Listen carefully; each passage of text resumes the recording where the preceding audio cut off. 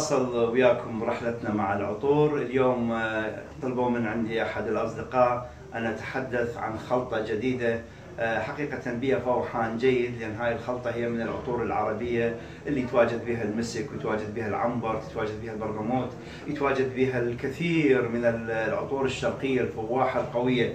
إنها عطر عبير، عطر فاخر، عطر نسائي فواح، بإمكانية يعني تشعر بروح شرقية لهذا العطر، لأنه ذكرت المكونات الموجودة في قلب العطر وقاعدته، والكثير من خلينا نقول الفواكه الموجودة، حتى أحيانا اكو فواكه خلينا نقول عطور أوروبية، يعني الزيوت الموجودة أو المستخدمة من خلاصة الفواكه تأتي من مو شرط أن يكون هو مسك وعنبر وقرنفل، من هاي الشغلات الموجودة.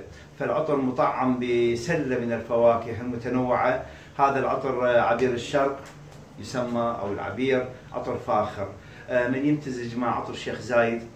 عطر الشيخ زايد معروف عطر رجالي قوي ذو ثباتية وذو فوحان. حقيقة الشركات اعتنت في هذا العطر، يعني في شلون ايجاد مكونات تتناسب وتتناغم مع من سمي العطر باسمه. فعطر الشيخ زايد عطر رجالي، عطر مناسبات، عطر يعني خلينا نقول الكثير عندما استخدموا هذا العطر الرصاصي والابيض والاسود، عده الالوان، شعروا انه هذا العطر سعره هم غير يعني مو مرتفع جدا، متناول الجميع. فمن يمتزج عطر شيخ زايد مع عطر عبير راح يصير عندك توليفه. هذا عطر نسائي ذو قاعده فوحان، يمتزج به المسك، يمتزج به العنبر، تمتزج به كثير من يعني من العطور، حتى الفانيلا يعني بشكل جيد وبارزه بهذا العطر. مع الشيخ زايد راح تصير عندكم توليفه جميله لربما ترضي اذواق البعض. النسب مثل ما اخبرناكم متساويه، عندك علبه ام ال50 تاخذ من كل، تاخذ 10 من عبير وتاخذ 10 من الشيخ زايد، وتضيف 2 ماء مقطر مع 3 الجليسرين، فيصير عندك 25، واضف للبقيه 25 من الكحول. راح يصير عندك عطر علبه 50 مللي من هذا الحجم، ذو توليفه شرقيه، يعني العطر شرقي، العطر عربي، عطر الجزيره.